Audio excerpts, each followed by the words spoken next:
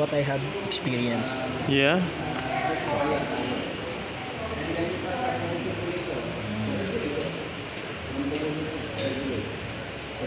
I will just redraw.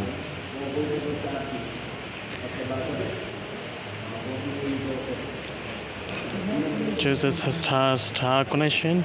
Yeah. Star connection from positive negative. Skip. Crown.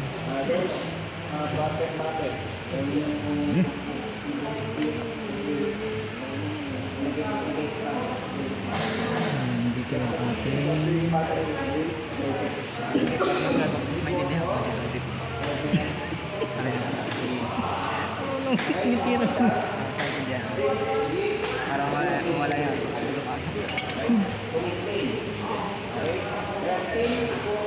yeah. Anyone check?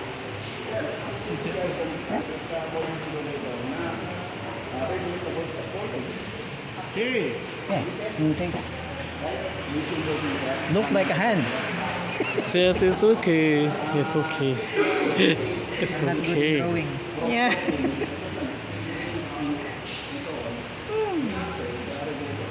Sorry for the drawing. Yeah. Motor. This is not an hamburger. This is rotor. I wanna eat.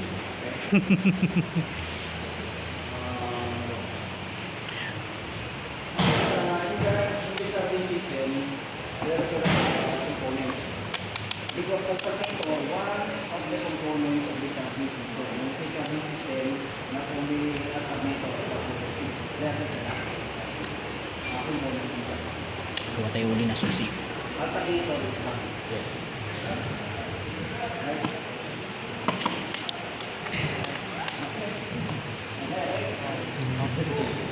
Okay.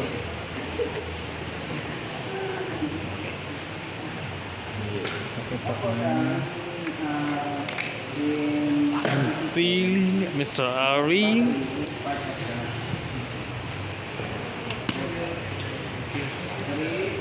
Yes ba yan?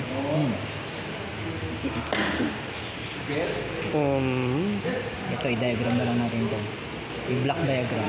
Yeah. Let's the- assume it as a Assume block yes, diagram. I see. It's okay. Just sketch Full wave rectifier. rectifier.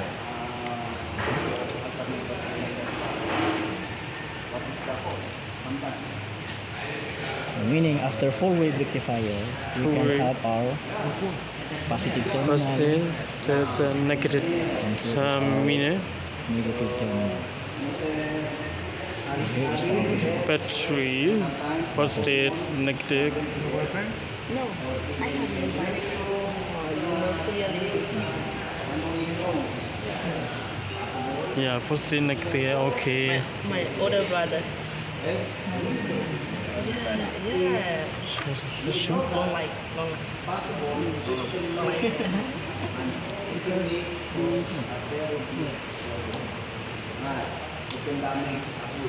Instead of replacing What's that? broken line. Oh, broken line. I draw a broken line, meaning if we put them together, Oh, they work as one. assembling, working together. They are in one area. One area, one Board. piece. One board. One board. One piece. One piece. One piece. Okay. Small metal. Here are the tips. Small metal. If This big metal. here are the tips. And this metal. If sometimes our alternator have a trouble. Yeah, trouble. No. Having a trouble. Having a For example, trouble. Okay. If the alternator did not charge, Yeah. like no charging, we can consider like Rectifier. is the rectifier or the regulator is still good, Okay. but we cannot test it because it is IC. So meaning on the first move, on the first line going back according to the circuit, we cannot check directly the rectifier. Not good. The easy way to check the why the alternator doesn't work is sometimes the fuse is busted. Or the fuse is blown. Because if you open the fuse box of the car, there's a fuse assigned for the alternator. Yan. That's reason. You can see it like this symbol, alternator. Alternator. That's a fuse for alternator. Fuse blown. Yan. Then if the fuse is okay and you have a complete circuit on the key, ignition key, Ignition switch. and if you test the voltage coming here, by the way, this post is the main post output. This from one, the battery. that positive and terminal. positive. Yeah. This is one Okay. going directly to the positive of battery. Battery terminal. Then, of course, the negative is it is chassis connected. It To is the connected to ground. the ground. To the body. Okay. Chassis. This part is that is the socket where these wires go. Socket. These wires passes in there. Oh yeah. Like for example, where's the cabo? This is the cable.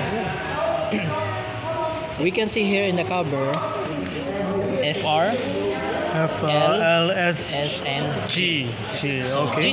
this G It's can ground. represent as a ground, but I know I do not know exactly the diagram. Yeah. But we can assume it as a ground. G is as a This ground. this Okay. Ground. And this S, This is step. I don't know.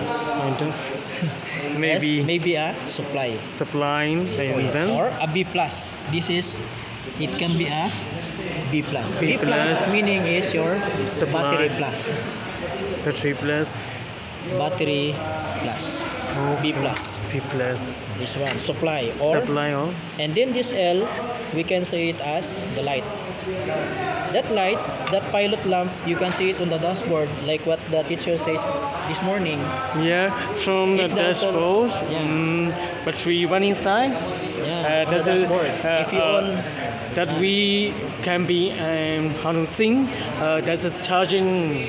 Maybe round appearing. if your key is just set on position Yeah. and the light is On. on, Troubleshooting. then you Sign. start. Then One inside. we are when the engine starts, and of course the engine is now running. Now running. The lights, this L must be in off. Off. No more pilot No man. lamps. No man. Yeah. Troubleshooting the light is on. And this L will send the signal to the pilot lamp on the dashboard. Okay. This L.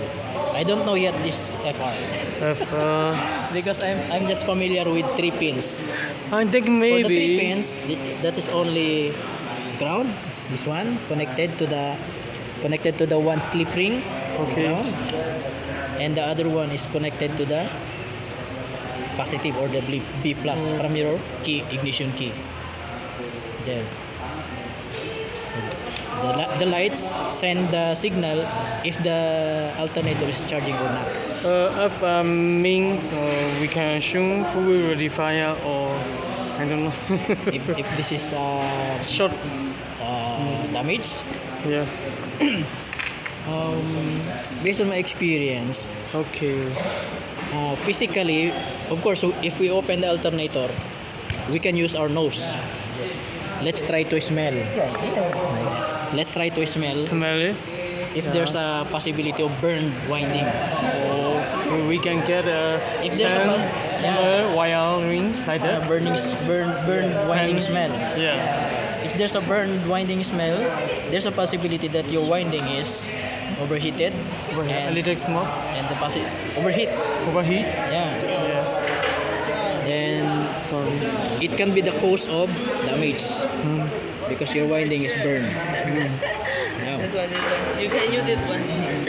Of course, if your winding is burned, some No fair. some expert No fair. can repair the winding. It will do the rewinding works. Rewinding Yeah. and then But the performance, you cannot expect the long night performance like this is in brand new. brand new is maybe okay. Rewinding is more long night, Long like just a temporary. just temporary, Temporary and then to work.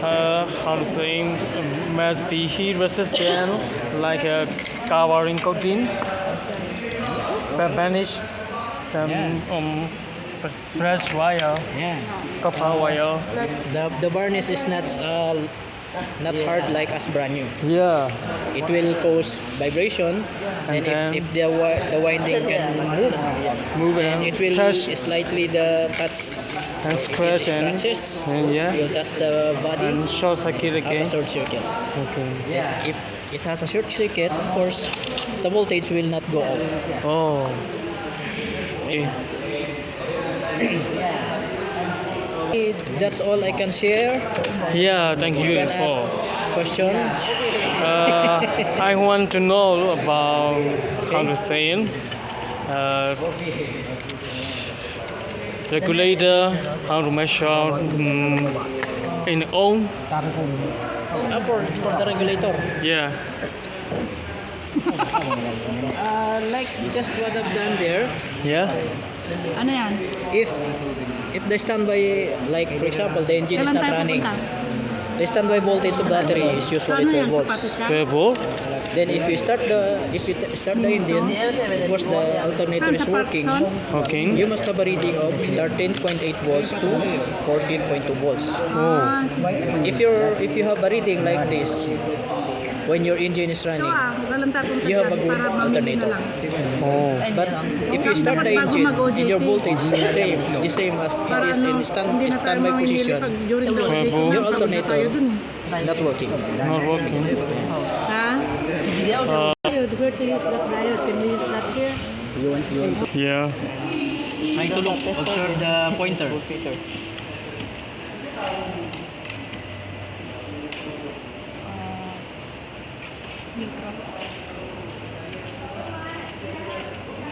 Chair, put into neutral.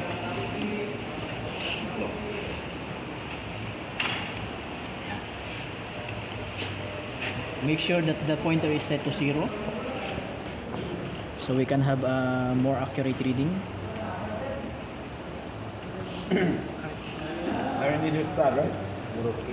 Naka-neutral yan, baka mamaya naka. Again. Oh, I think that was the volt meter for battery. Yeah. yes. We are trying to observe the movement of voltmeter If the needle pointer is going going up, up when charging. As you accelerate, the voltage will go higher.